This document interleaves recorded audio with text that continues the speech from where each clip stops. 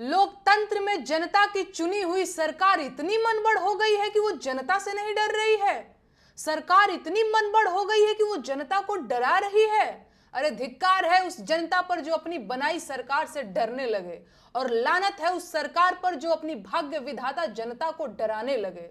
ये सरकार जनता की बनाई हुई है और जनता जब चाहे इसे बदल सकती है। सरकार जनता से है, जनता सरकार से नहीं।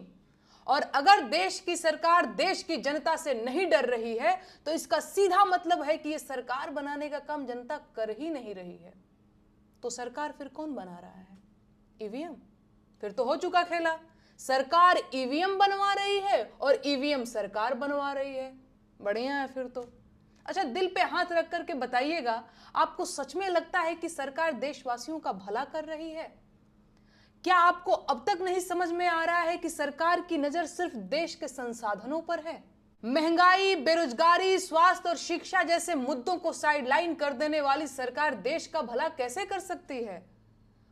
कुछ अंधभक्त और जाहिल किस्म के लोग मुझसे सवाल पूछ रहे हैं कि मैं होती कौन हूं प्रधानमंत्री से सवाल पूछने वाली? मेरी औकात क्या है? हैसियत क्या है मेरी? गजब सवाल है।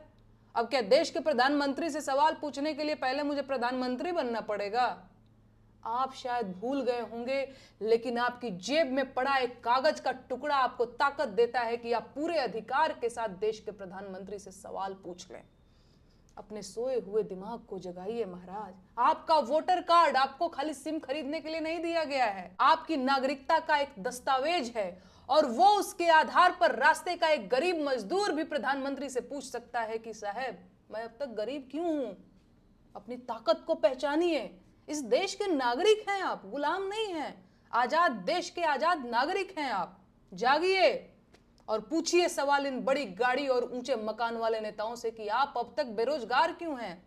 पूछिए सवाल इन महंगे सूट और मोटी खाल वाले नेताओं से कि देश की 80 करोड़ जनता सरकारी भीख पर क्यों जिंदा है?